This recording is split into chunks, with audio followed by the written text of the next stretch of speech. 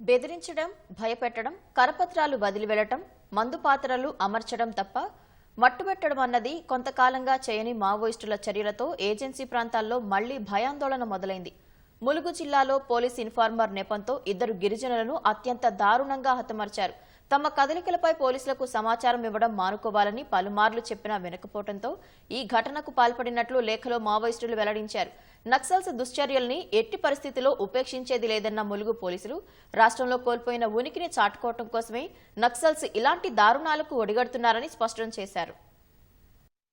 ములుగు జిల్లా ఏజెన్సీ ప్రాంతంలో ఇన్ఫార్మర్లని భావించి 2 దారుణంగా హత్య చేయడంతో మరోసారి కలకలం రేపింది. వాజేడు మండల కేంద్రంలోని పెనుగోలులో పోలీస్ ఇన్ఫార్మర్ నెపంతో 2 గిరిజనులను గొడ్డలితో అతి కిరాతకంగా నరికి చంపేశారు. మృతుల్లో ఒకరైన రమేష్ పేరూరు పంచాయతీ కార్యదర్శిగా పనిచేస్తుండగా మరొకరు అదే గ్రామానికి చెందిన అర్జున్ అనే గిరిజనుడు. 2 ఏళ్ల నుంచి హత్యల జోలికి వెళ్లని మావోయిస్టుల తాజా చర్యలతో ఏజెన్సీ ప్రాంతాల్లో మళ్లీ అలజడి మొదలైంది. ఇన్ఫార్మర్లుగా మారి కొన్నేళ్లుగా తమ కదలికలను పోలీసులకు చేరవేస్తున్న వల్లే ఇలా చేయాల్సి వచ్చిందని మావోయిస్టులు విడుదల చేసిన లేఖలో పేర్కొన్నారు. ఆ విషయంపై పలుమార్లు హెచ్చరించినా పద్ధతి మార్చుకోకపోవడంతో హతమార్చినట్లు వాజేడు వెంకటాపురం కమిటీ కార్యదర్శి శాంతా పేరిట ఘటనా స్థలిలో లేఖ వదిలి వెళ్లారు. 4 ఏళ్ల క్రితం వెంకటాపురం మండల భారాసా నాయకుడు భీమేశ్వరరావును సాయుధులైన నక్సల్స్ ఇంటికి వచ్చి నరికి చంపారు. 2021 డిసెంబర్లో సూరవీడు మాజీ సర్పంచ్ కోరాసా రమేష్ ను అడవికి పిలిచి అక్కడే హతమార్చారు. 2022 నవంబర్లో బస్తర్ గుంపు గ్రామంలో గోపాల్ ను దారుణంగా నరికి చంపారు.